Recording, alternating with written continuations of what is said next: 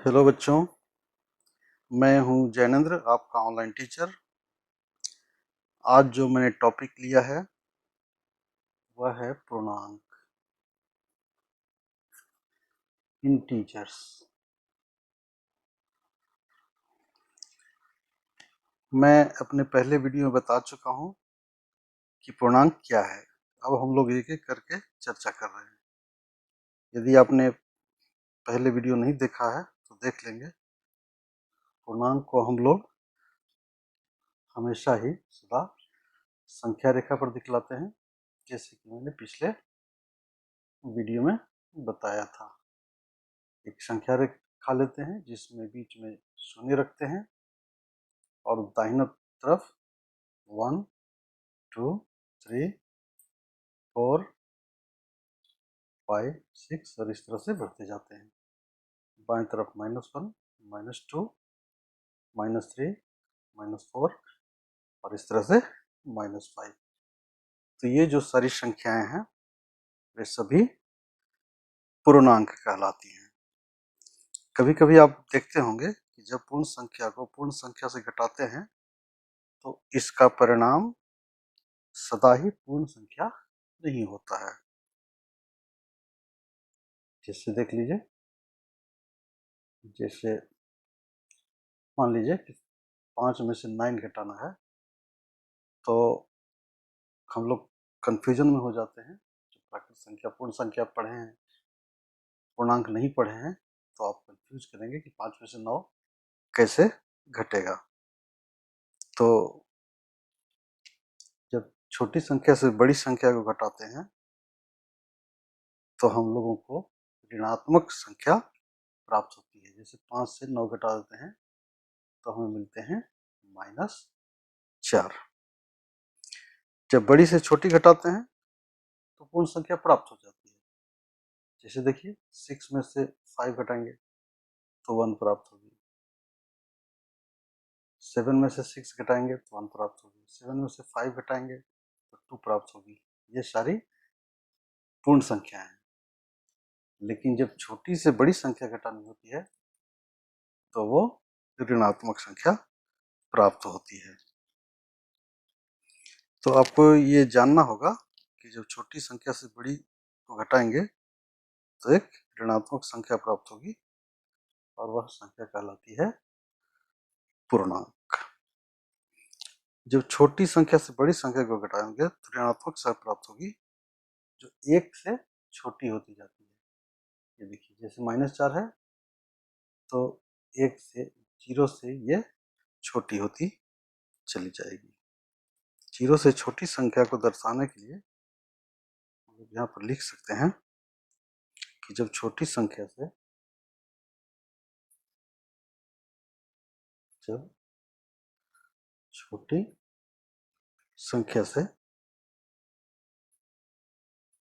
बड़ी संख्या को घटाएंगे तो ऋणात्मक संख्या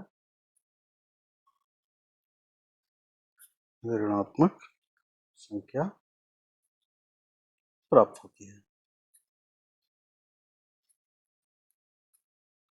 जो कि 0 से छोटी होगी। एग्जाम्पल में आप देख लिए, ये 0 से छोटी है। यहाँ लिख लीजिए और भी एक बात, 0 से छोटी संख्या को दर्शाने के लिए, छोटी संख्या को दर्शाने के लिए संख्या से पहले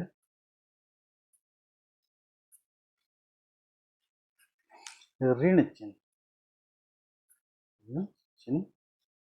जिसको इस तरह से कहते हैं, या घटाव का चिन्ह लगा देते हैं, लगा देते हैं।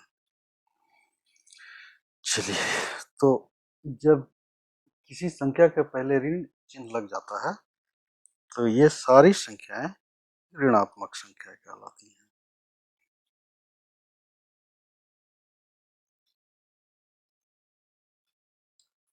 जब किसी संख्या के साथ ऋण चिन्ह, यानी ये चिन्ह जो है लग जाता है तो वो ऋणात्मक संख्याएं कहलाती हैं। वो ऋणात्मक संख्याएं कहलाती हैं। जैसे यहाँ देख लिए -4 ऋणात्मक संख्या है, -3 ऋणात्मक संख्या होगी, -2 ऋणात्मक संख्या होगी, -1 ऋणात्मक संख्या होगी। अब ये जान लीजिए कि सभी ऋणात्मक संख्याएं, सभी ऋणात्मक संख्याएं जब पूर्ण संख्याओं में सम्मिलित हो जाती है, पूर्ण संख्याओं के साथ सम्मिलित हो जाती हैं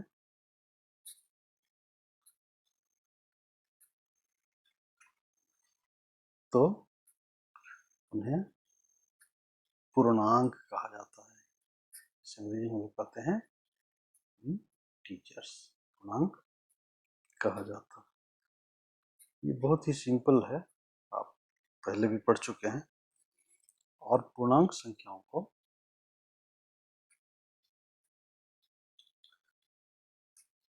आई, कैपिटल आई या जेड से भी प्रदर्शित किया जाता है,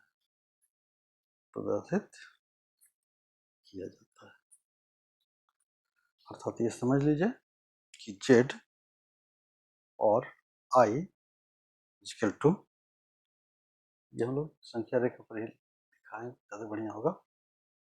ये इधर 0 रख लीजिए, ये 1 रख लीजिए, ये 2 रख लीजिए, ये 3 रख लीजिए, 4 रख लीजिए, 5 रख लीजिए, और इसी तरह इधर -1 रख लीजिए, -2 रख लीजिए, -3 रख लीजिए, -4 रख लीजिए, -5 रख लीजिए, और इस तरह से। पिछले पूर्ण संख्या में मैंने बताया था कि 0 और 1 के बीच की दूरी को हम लोग क्या कहते हैं, याद होगा, इसको कहते हैं यूनिट डिस्टेंस या इकाई मात्रक। अब जिस प्रकार पूर्ण संख्याओं में प्रत्येक इकाई मात्रा की दूरी समान होती है, उसी प्रकार ऋणात्मक संख्याओं में भी ये जो दूरी है 0 से -1 की, -1 से 2 की, -2 से 3 की, ये बराबर होगी। तो इस प्रकार आप यहाँ सीख गए कि ये जो संख्या रेखा है 0, 1, थोड़ा बड़ा करके दिखा देता हूँ, 3, 4, यहाँ -1, -2, -3, तो ये जो सारी संख्या हैं ये हैं धनात्मक पूर्णांक, जो कि ये प्राकृत संख्याएं हैं। 0 जुड़ जाता है तो पूर्ण संख्या बन जाती है, और ये जो 0 से बाईं ओर की सारी संख्याएं हैं वो कहलाती हैं ऋणात्मक पूर्णांक। ऋणात्मक पूर्णांक, और ये 0 होता है वो होता है पूर्णांक, इसको योजक पूर्णांक भी कहा जाता है, एडजॉइंटिंग इंटीजर, योजक पूर्णांक। ये -1 और 1 को जोड़ देता है। एक चीज और मैं यहाँ बता देना चाहूंगा, 0 से जो बाईं ओर की संख्या है, 0 से बाईं ओर की संख्या है, बाईं ओर की संख्याएं शून्य के दाईं ओर की संख्याओं का मिरर इमेज यानी प्रतिबिंब कहलाता है, प्रतिबिंब कहते हैं। क्यों? क्योंकि जो 0 से 1 की दूरी होगी वही 0 से बाईं ओर -1 की दूरी होगी। जीरो से जितनी दूरी 2 की होगी उतना ही दूरी जीरो से -2 की ओर होती है। इस प्रकार कह सकते हैं कि शून्य, यहाँ पर लिख लीजिए, ये ऋणात्मक संख्याएं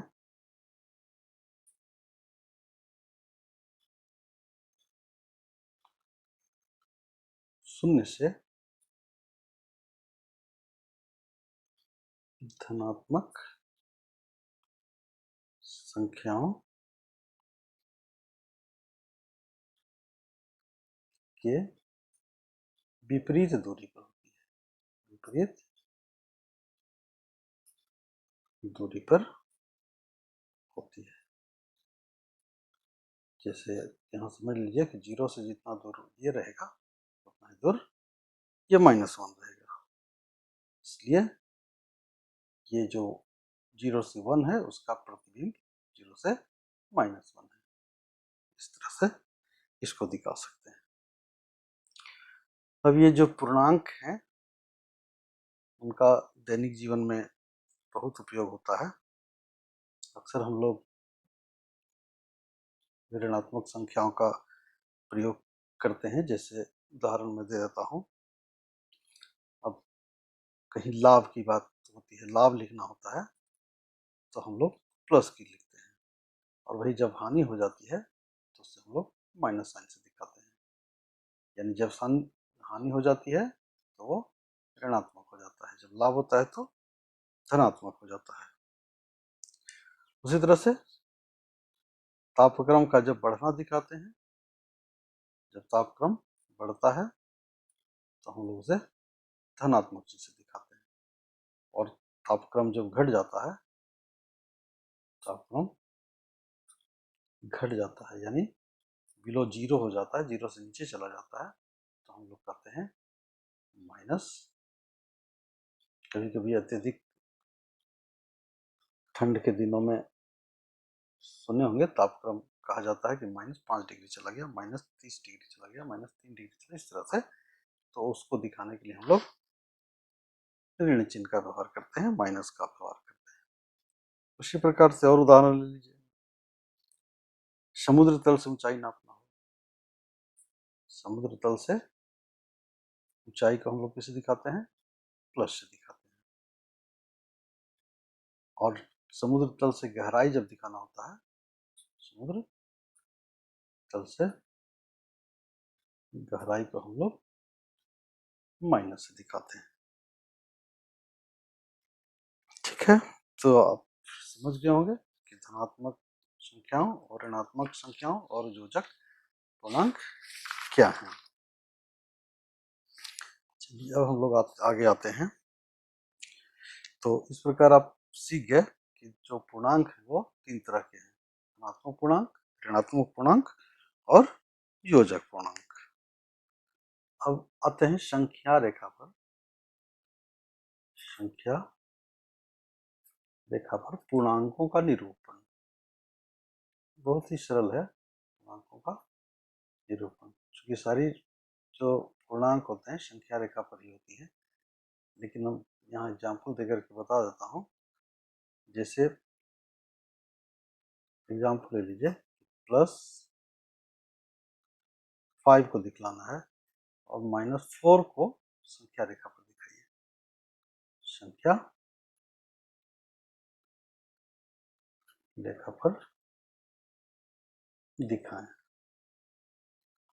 बहुत सिंपल है। संख्या रेखा लेंगे, जीरो लेंगे, 1 2 3 4 5, इधर -1 -2 -3 -4 -5, ये हो गया हमारे पास संख्या रेखा। तो ये जो दिखाना हो, +5 दिखाना हो, तो हम लोग 0 से 5 इकाई आगे बढ़ेंगे। तो 1 2 3 4 5, ये जो हमारा हो गया, ये हो गया +5, लिख दीजिए +5। जब -4 दिखाना हो तो 0 से हम लोग 4 इकाई बाईं ओर बढ़ेंगे, 1 इकाई 2 इकाई 3 इकाई 4 इकाई, और यहाँ हो गया -4। इस तरह से संख्या रेखा पर पूर्णांकों को दिखलाना बहुत ही सरल है। तो सीख क्या होंगे कैसे पूर्णांकों को संख्या रेखा पर दिखाएंगे। अब आते हैं पूर्णांकों की क्रमबद्धता। पूर्णांकों की क्रमबद्धता क्या है, क्रमिकता क्या है, तो ये समझ लीजिए। इसको ऑर्डर लाइन भी कहा जाता है। ये जो संख्याएं हैं, ये 0 है, 1 है, 2 है, 3 है, 4 है, 5 है, ये दूरी समान है, एडजस्ट करना होगा। -1 है, -2 है, -3 है, -4 है। तो हम लिख सकते हैं कि दाईं ओर की संख्या बाईं ओर की संख्या से बड़ी होती है। जो दाहिनी ओर की, प्रत्येक दाहिनी ओर की संख्या अपने बाईं ओर की संख्या से बड़ी होगी। लिख लीजिए, प्रत्येक दाईं ओर की संख्या अपने बाईं ओर की संख्या से बड़ी होगी। अपने बाईं ओर की संख्या से बड़ी होती है। ये समझ जाएंगे, दिक्कत नहीं होगी। जैसे एग्जांपल ले लीजिए, या -2 दिखलाना है और बीच में -3 है, तो यहाँ संख्या रेखा पर देख लीजिए कि बाईं ओर कौन है। -2 दाहिनी ओर है और -3 बाईं ओर है। तो निश्चित रूप से -2 जो है सो बड़ी होगी, कम होगी। इस तरह से लिखेंगे, -2 -3 से बड़ी है। अब कहना हो -1 और 0 में कौन बड़ी है, सिंपल देखेंगे। 0 दाहिनी ओर है, -1 बाईं ओर है, 0 को हम लोग बड़ी संख्या कहेंगे। और एक चीज और जान लीजिए कि प्रत्येक दो पूर्णांकों के बीच, दो पूर्णांकों के बीच एक इकाई का अंतर होता है। यूनिट डिस्टेंस कहिए, एक का अंतर होगा। जिससे यदि हम लोग घटाना चाहें, धनात्मक पूर्णांक से लेकर के इजिली समझ सकते हैं। जैसे 3 में से 2 यदि घटाते हैं तो बचेगा। यदि -2 से घटाएंगे -3 को, तो निश्चित रूप से 1 बचेगा। तो इस तरह से आप जान गए होंगे कि प्रत्येक दो क्रमिक संख्याओं के बीच एक का अंतर होता है। चलिए अब आगे बढ़ते हैं, हम लोग कुछ और जान लेते हैं। पूर्ववर्ती और परवर्ती संख्याओं के बारे में जानते हैं। जैसा कि पूर्ण संख्याओं के बारे में भी हम लोग पढ़ चुके हैं। तो क्या है, पहले परवर्ती जान लीजिए।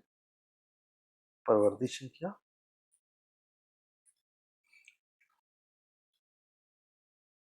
एवं पूर्ववर्ती संख्या।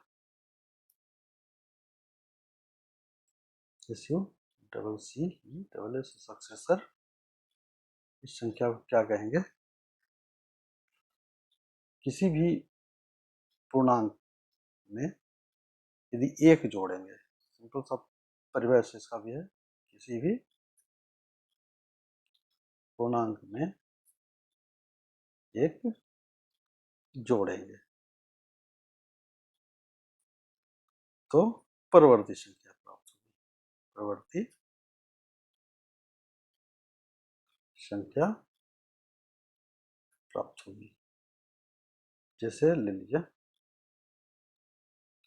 यहाँ 2 है, 2 में 1 जोड़ेंगे तो 3 जो होगा ये 2 का परिवर्ती संख्या हो जाएगा। -3 है, इसमें 2 जोड़ेंगे, 1 जोड़ेंगे, -3 है उसमें 1 जोड़ेंगे तो ये हो जाएगा -2।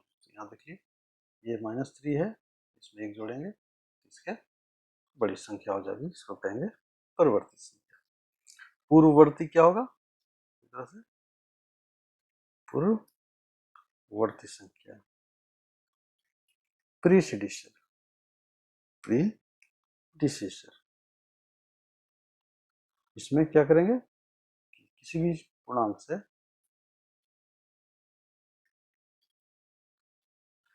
किसी भी पूर्णांक से जब एक को घटाएंगे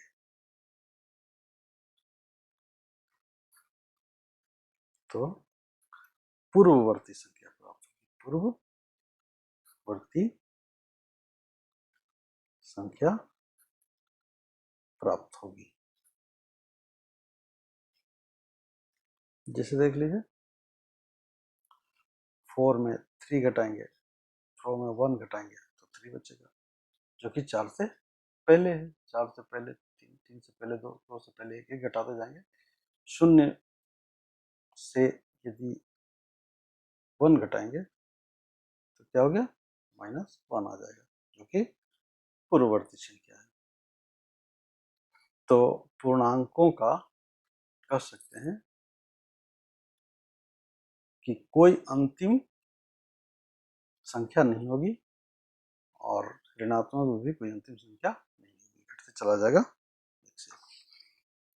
चलिए अब इसे संख्या रेखा पर भी हम लोग दिखला सकते हैं। जैसे परिवर्ती हो गया, ये जैसे 0 है, 1 है, 2 है, 3 है, -1 है, -2 है, -3 है, -4 है। तो 1 का परिवर्ती इसमें +1 हो जाएगा, 0 का परिवर्ती 1 हो जाएगा और 0 का पूर्ववर्ती -1 घटा देंगे। इस तरह से 3 का परिवर्ती 4 हो जाएगा, इसमें +1 करेंगे। 3 का पूर्ववर्ती 2 हो जाएगा, -1 करेंगे। उसी प्रकार की ऋणात्मक संख्या लेना हो तो 3 का पूर्ववर्ती -3 का पूर्ववर्ती -4 हो जाएगा, 1 घट जाएगा, और 3 का परवर्ती ये +1 यानी -2 हो जाएगा। और एक चीज और मैं बता देता हूँ, जिसको हम लोग कहते हैं संख्याओं का निरपेक्ष मान। ये जान लीजिए, ये भी बहुत इंपॉर्टेंट है, वैसे है बहुत ही सरल। इसे संख्याओं का निरपेक्ष मान कहा जाता है, और भी नाम है इसके, निरपेक्ष मान, या इसे विशुद्ध भी कहा जाता है, विशुद्ध मान।